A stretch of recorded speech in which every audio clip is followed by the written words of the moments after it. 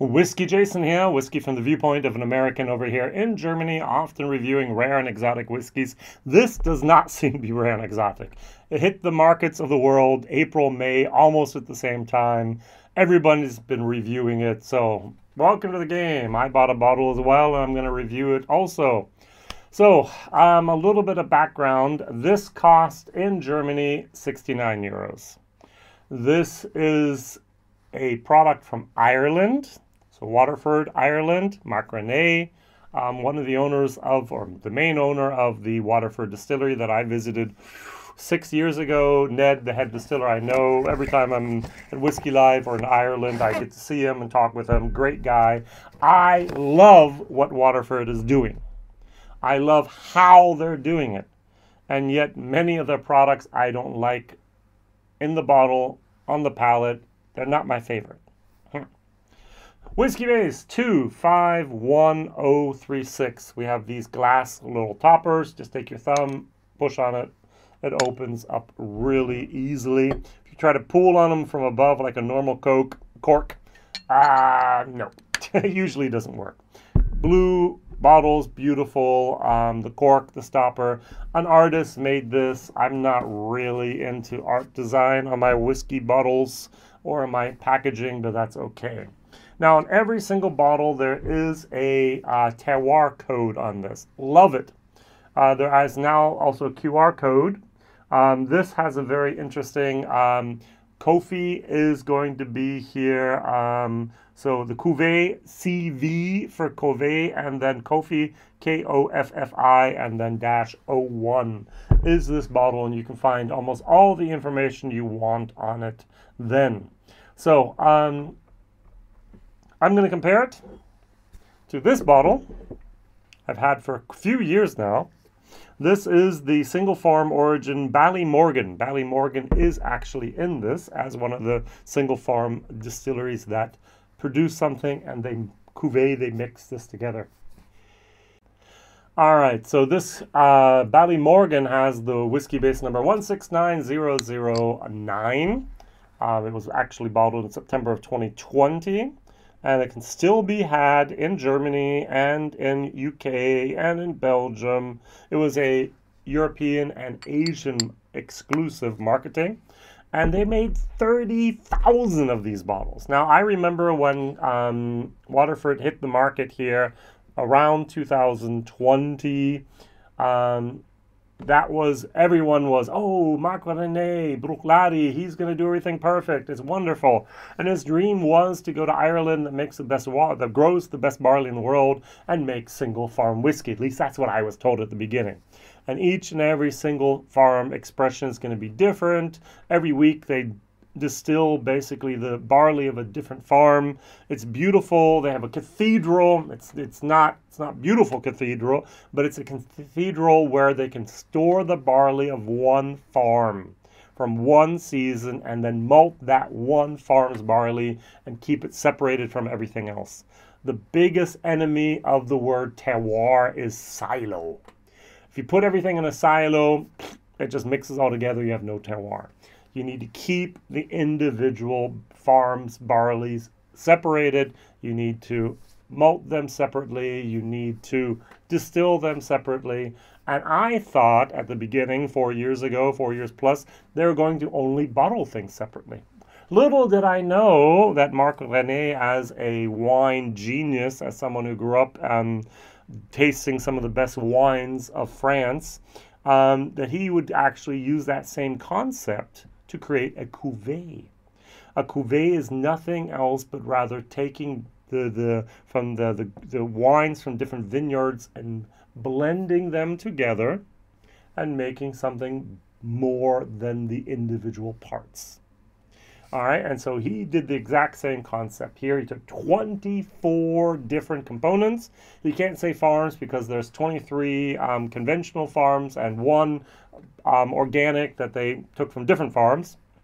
And so there's at least 24 different farms here, all mixed together in this batch, which on itself is not bad. So if I go over here, I can see, and I love this. I'm just going to read something again, all right? So here, as a geek, my heart just jumped for joy when I saw Waterford's terroir page. I knew that the barley that was in this bottle was sown on the 7th of April 2015. I know it was harvested on the 13th of September 2015. I know a day later arrived in the cathedral. I know that it went to the malters on the 5th of May 2016. I know that it arrived at the distillery on the 19th of May 2016. I know that the fermentation started on the 26th of May 2016. I know that distillation went from the 1st to the 4th of June 2016. I know that it was filled at the warehouse on the 13th of June 2016. And I know that then over 4 years later, they married the casks basically on the 16th of July 2020, and then actually 2 months later on the 28th of September to be exact, they sent it to be bottled. All that information is available online with this bottle because it's a single farm origin. Love it. All right, here we have the names of the 26 farmers. Yeah, we know that David Power, for example, from the Park Farm, actually in County Carlow, he has a conventional farm. He was one of the growers. We know that Robert Milne from Ballymorgan in Wexford, conventional grower from the Ballymorgan, he has his products in there as well. And the names of all the farmers and the names of all the farms and all the counties, everything's on there. That's fabulous. And they actually give us a cask composition. So they say here, I'm gonna question this in a moment. They say here that there's 36% first fill, I'm gonna use the word bourbon casks. There's 17% virgin US oak in here. There's 21% premium French oak, which is, as far as I can read, it's medium toasted, not charred, virgin oak French. And that's my nemesis at Waterford every single time. There's vin du naturel. So VDN casks. They can be wine casks. They can be port casks. They can be Zoltan casks. They can be sherry casks. They can be any type of sherry. They can be rum casks. Vin du naturel. I hate that they just put that in one category. Stop doing that, if possible. I've been complaining about this for 4 years. They're not going to listen to me anymore. All right, but what I did do is I added up the casks that were filled and the cask fill level. I got 4,000 liters of premium French oak casks. I added up the vin du naturel and I only got 2,500 liters. And yet they say 21% was French oak and 26% was VDN. Someone somewhere made a mistake on a table. Maybe I added up incorrectly, but hey, who knows? So we are going to go to the vin du naturel casks here. We have 3 casks, all of them butts with 500 plus liters are Oloroso. So Ballymorgan was one of those. Tinryland was one of those, and Sheastown was one of those. Then we have 3 casks that are Moscatel. They are all hogsheads with about 220 some liters. So that was New Gardens, that was Ballyroe, and that was the Bleeding Horse. Great name. And we have 1 Amarone cask from Kilnahau, and that's for them VDN. Amarone, Moscatel, Oloroso. And they actually have a first fill US barrel there from Seagram. Seagram's went bankrupt about 20 years ago. We don't have Seagram's anymore. There is no distillery called Seagram's. There is no company called Seagram's in this case, really.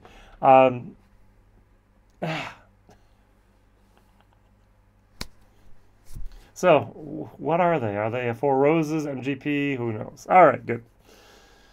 All right, so there's also a nice little cask here. They call it where was that? Okay, they have, here.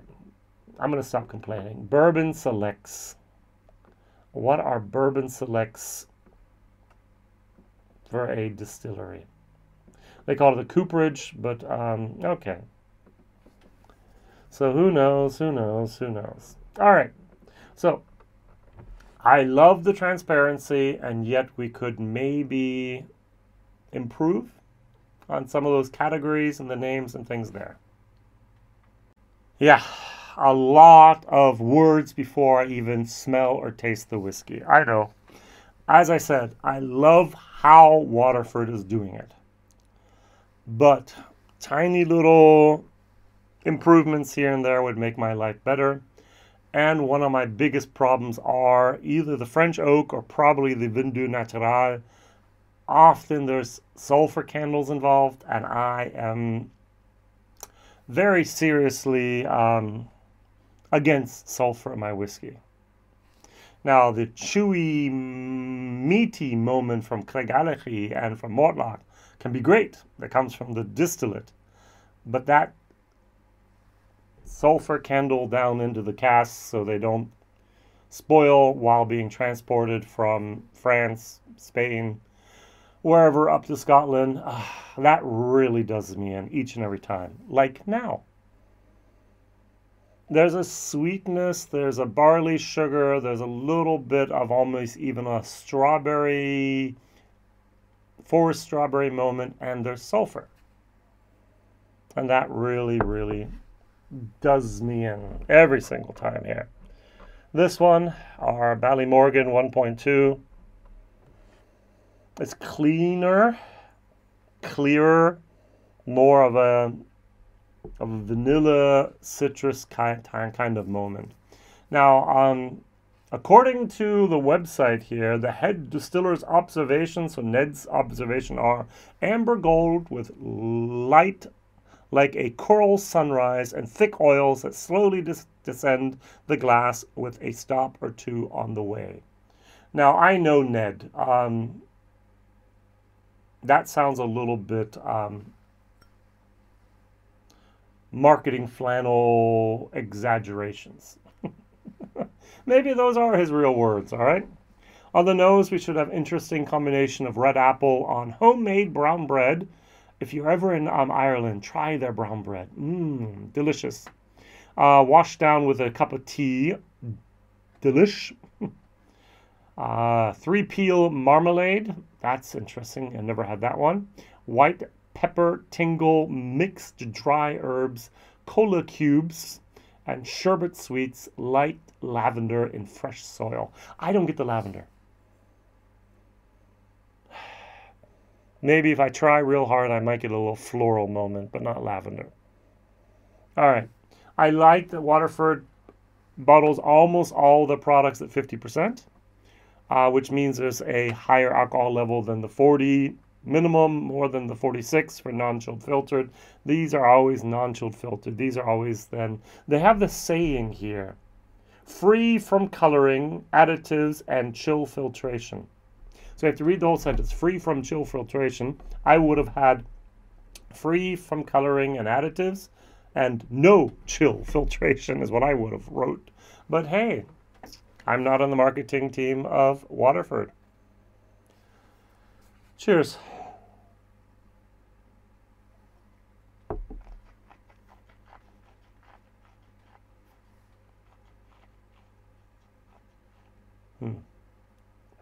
It tingles. There's sulfur.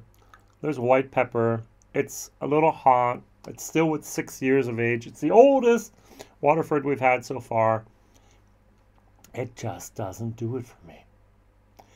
I could be getting, according to the website here, spices gently dancing on my tongue. Lemon and strawberry, shortbread, biscuits, black pepper. Notice there's white pepper on the nose and black pepper on the taste. Grapefruit, chili, chocolate, oysters, crackers, barley sugar, summer fruit compote, and licorice, all sorts sweets. Maybe the licorice, I'm getting spicy French oak wood.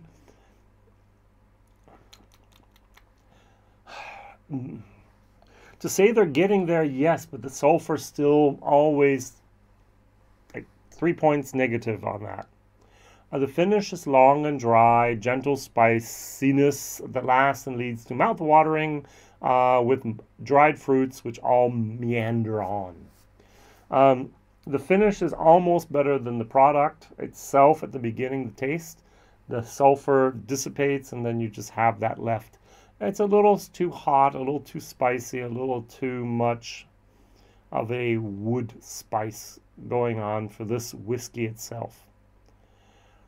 Do I feel that this cuvée, this marriage of 24 different farms, creates a better whiskey than the individual farms themselves could have? Have I tried all 24 individual products themselves? No. I have one product here. This was, I'm actually, Ballymorgan. Where was that here? So Ballymorgan, boom, boom, boom. So, oh, it's not even on there anymore. At the back here, Ballymorgan.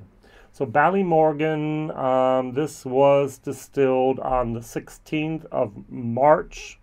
No, this was filled on the 16th of March, 2016.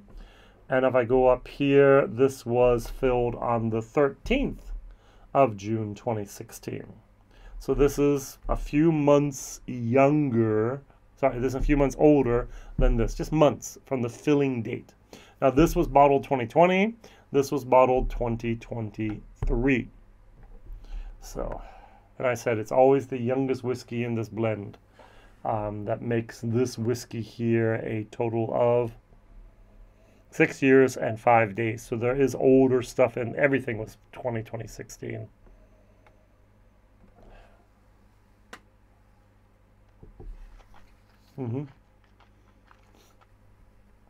Once again, my reference, and then here the Ballymorgan. C to C minus, value for money, D plus.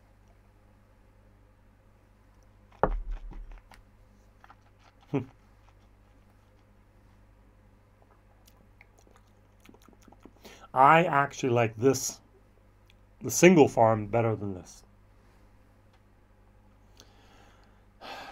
Sometimes the sum of all parts does not create something greater and better. This has more, and has a percentage more of first fill bourbon. It's a lower percentage of Vin du Naturel and has a lower percentage of French oak. And that makes it different. It goes more in that traditional area for me. I would love to try a Waterford bourbon cask only. No virgin oak out from America, no premium French, and definitely no Vin du Naturel, VDN, I'm sorry, VDN casks. Just the bourbon, to see what happens. And I would love to try, and I'm going to just throw out a number here, 12 different single farms that were distilled in the same year, barreled in the same Jack Daniel barrels, just to name something. They have a lot of Jack Daniel barrels there. And then bottled at 50%, so I can see myself, after 6 years now, can I really taste the difference in the distillate? Because I can't in a cuvée, and I can't with all the different barrels going on in here. The cask influence is so big. Now, I've tried single malt from different farms. Amazingly different. Please, Waterford, allow us to taste one day single farms only from bourbon barrels. All Jack Daniels, all same quarter or whatever you did there, and give us this opportunity. The best thing would be, of course, to do little 100 milliliter packs, 12 bottles in there, boom, taste it for yourself. That would be amazing. Will we get it? I doubt it, but I'm just throwing out ideas in there. And by the way, if you could go back and take a look at your cask compositions here for your premium French with 21%, I had 4,000 plus liters. Your VDN, you said 26%. I had 2,500 liters. That's much less. Something's not going on there right. So review those casks. Something's missing either in your list of casks or something else there. WhiskyJason here. My question of the day after all this talking is, what is your favorite Waterford product? biodynamics, interestingly weird, curiously good. The Hunter Heritage, and I hope they'll be new, very, very, very interesting. And they're peated, where they take Irish peat, send it over to Scotland, malt that, bring back the malted peated barley and make their whiskey out of it. Also great. And hopefully one day they'll be able to malt it in Ireland as well. Not always my flavor profile, but excellent, excellent things. So what are your favorite Waterford products? WhiskyJason here, whiskey from Viewpoint of an American over here in Germany. Thank you very much for liking, subscribing, telling others, and I'll see you real soon. Bye-bye.